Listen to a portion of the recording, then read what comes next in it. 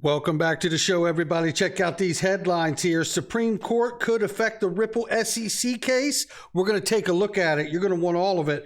And how about Putin? He's back at it again. He calls for a new global reserve currency this time. And we got the BIS and the Mbridge project. I believe I'm going to show you evidence that XRP is smack dab in the middle of it. Somebody roll that beautiful intro.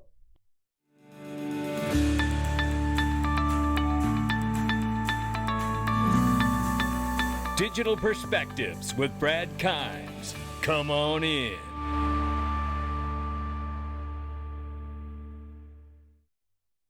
Welcome back to the show, everybody. You can follow me on Twitter at Dig Perspectives at the top of the screen. Everything that we're talking about here today, it is $917 billion crypto market this morning. We're off by 0.8%. Actually, this afternoon. Good afternoon, everybody. It's July 5th.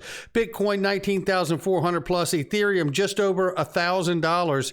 We see XRP at the number 7 spot at 31 cents, and we're off by more than 10.8% on the 7-day. Right now, we're ranging between 31 cents and 33 cents on the top. We'll keep an eye on it. Ladies and gentlemen, you know I love it. It's Glint Pay. It's my way of hedging not only inflation, but my appetite for risk in this volatile crypto space. I love gold. I love private equity. You know that. I love fine art.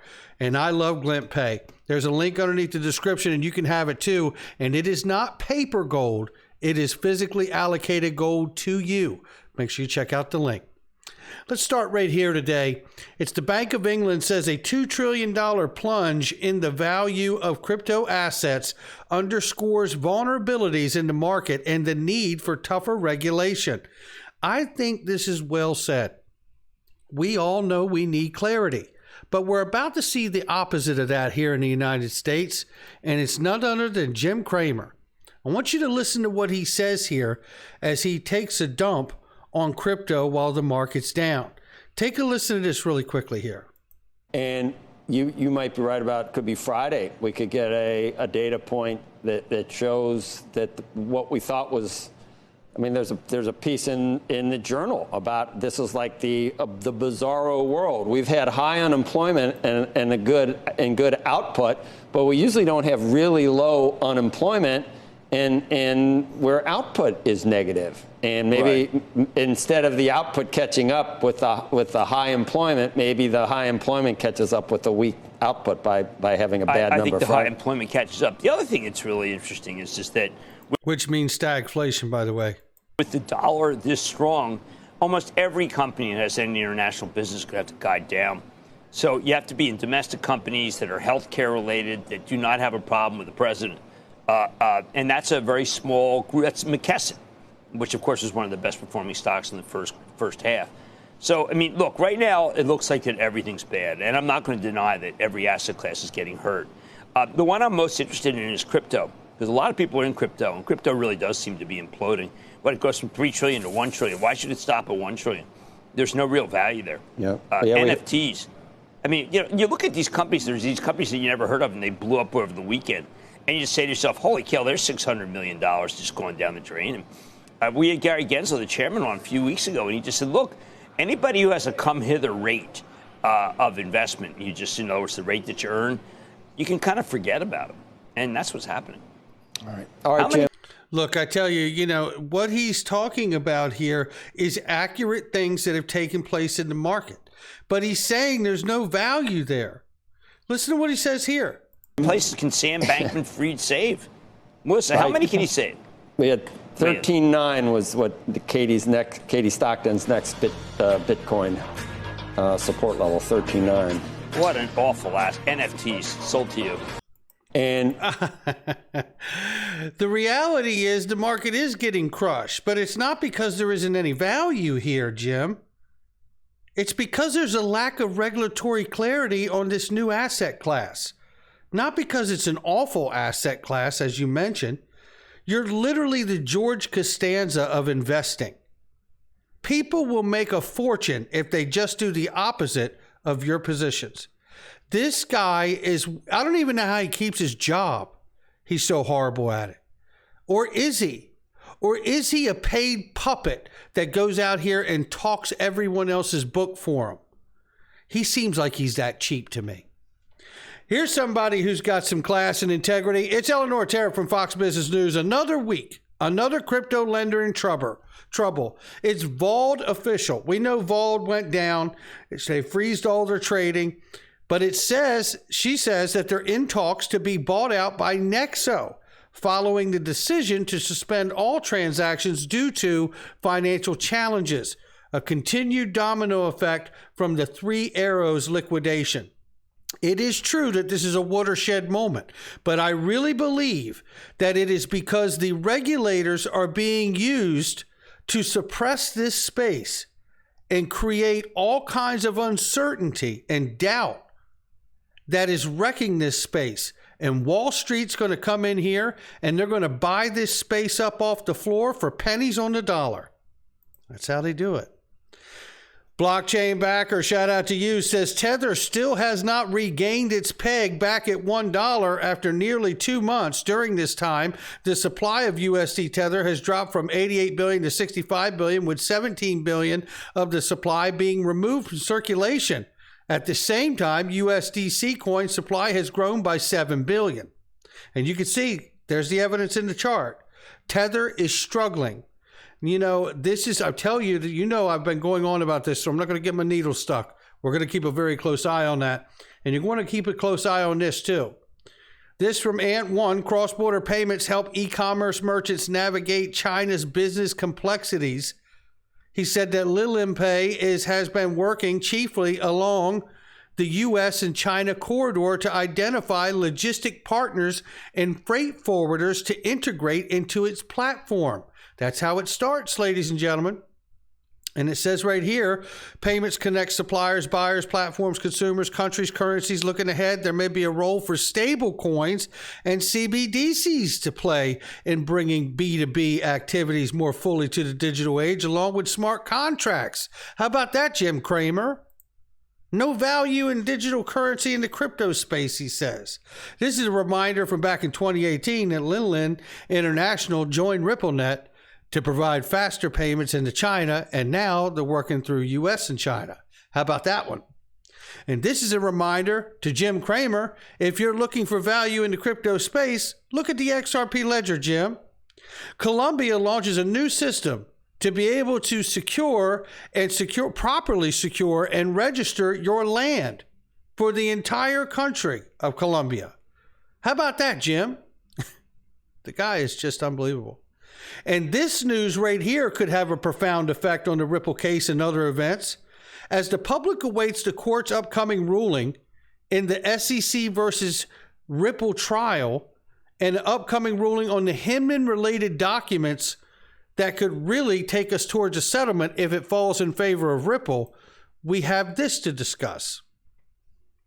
John Deaton, who we know is representing over 68,000 XRP holders, had this to say. In context to the recent Supreme Court ruling restricting U.S. Environmental Protection Agency, EPA, power to regulate carbon emissions, the current makeup of the Supreme Court, which has also recently overturned the Roe versus Wade, may be prone to weaken the power of government agencies once more. This could be a threat to the SEC as the financial watchdog continues its regulation by enforcement practice. In a case of an appeal, the current environment of the United States may be favorable to the defendants. On December 30th, 2020, 1 week after filing the SEC versus Ripple, James K. Filan wrote, when it comes to the SEC versus Ripple and all the different agencies trying to regulate crypto, start thinking about the bigger picture like Chevron deference, the major questions doctrine of our new Supreme Court makeup. He goes on to say, the major questions doctrine holds that courts generally should not defer to agency statutory interpretations that concern questions of vast economic and political significance. Now, how about that one? So if it does fall in that category, they're recognizing not only should the SEC not speak to vast economic or politically significant things, But it would also suggest, if it's applicable to Ripple and the SEC, that it's a recognition that Ripple and XRP are a contributor and can be a massive contributor to the economy globally. I think that's what that's saying right there.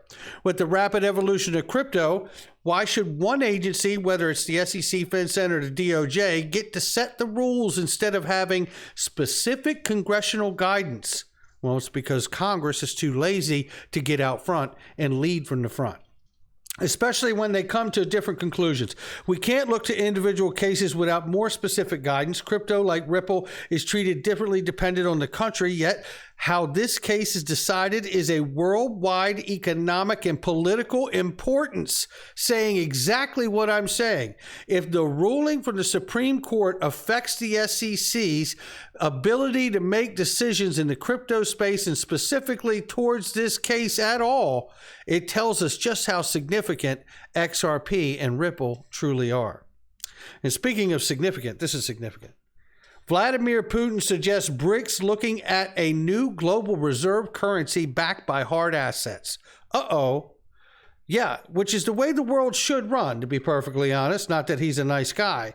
Now, I'm not going to read all of this to you, but it's very good, and you can read it on my Twitter.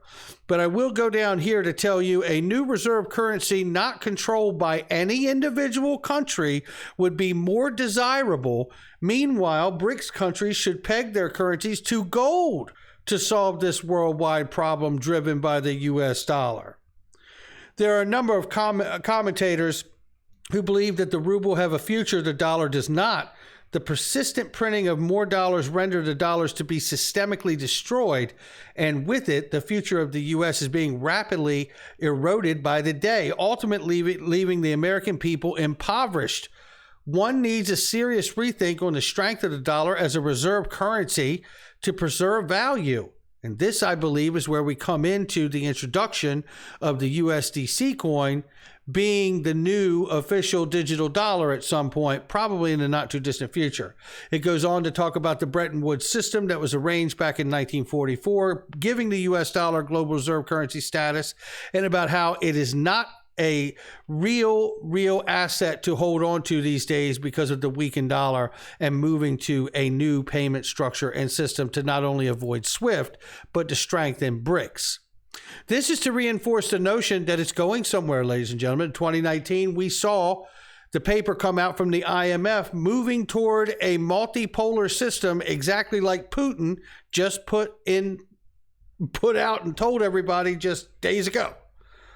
The IMF talking about the rise of digital money and the strategic plan to continue to delivering on the IMF's mandate to move towards a multipolar system. This is not our opinion, ladies and gentlemen. This is where the world is going. I believe seeing what Russia is doing is setting the stage for not only Russia, but the BRICS coalition to set up new fractional zones of payments that will become their own maybe siloed entity as a coalition, which can have its own token and coin if they want, and it can operate very well inside of that. And if you have a bridge between these other systems, you could have something like XRP sit between it all. The BIS talks about this. The BIS reports on the multi-CBDC platform prototype known as Mbridge or Multi-Bridge or mCBDCs. You know, I show you this because I'm about to show you what I believe is clear evidence that we are going to see that XRP is being used in this Mbridge model, because that's what it's designed to do. In the Inthenon, Lion Rock, and Mbridge model, you see exactly this setup between the different locations, UAE, Hong Kong, Thailand, and such. Now imagine that you would see this with XRP in the middle. And I've thrown that in there for everybody to see what that would look like. But now look at this. This is actually an image from a Ripple document back in 2015 or 2018. And look at that bridge. It looks an awful lot like the one that I just showed you from the Mbridge model. But we're not done yet. Look at that. Now, I put the XRP logo there, full disclosure, but nevertheless, even without it, That's what it looks like, and they're very similar. But what I want to show you is the clip that I have right here coming up for you, right here. And I'm only going to play 30 seconds of this clip. And it is James Wallace, the central bank head of central bank engagement for launching CBDCs. And listen to what he says about the Mbridge multi-bridge model is designed for XRP to work inside of that system. Listen. Or digital pound, you obviously need to have some way to interact cross border. Yeah. So I think the BIS call this a multi-CBDC model. One of the ideas is you use a sort of a neutral bridge currency to go from one to the other, similar to the model I explained earlier, with our on-demand liquidity. It's because it is the model. That is it. It is a living, breathing example of the Mbridge and multi-bridge. That's what it is. But the core offering really is not XRP. There's no XRP involved. It's the native token is the CBDC.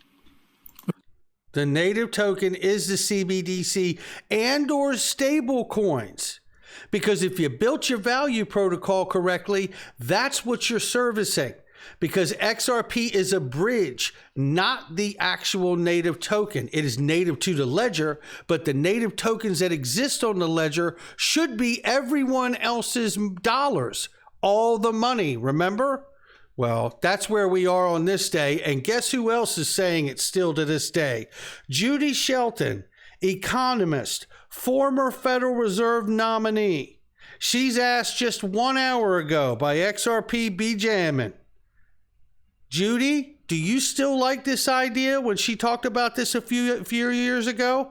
I like the idea of a gold-backed currency. It could even be done in a cryptocurrency sort of way, a unified money system. So when you talk about the international marketplace, everyone is playing on a level monetary playing field. Judy Shelton, and she says, yes, I do.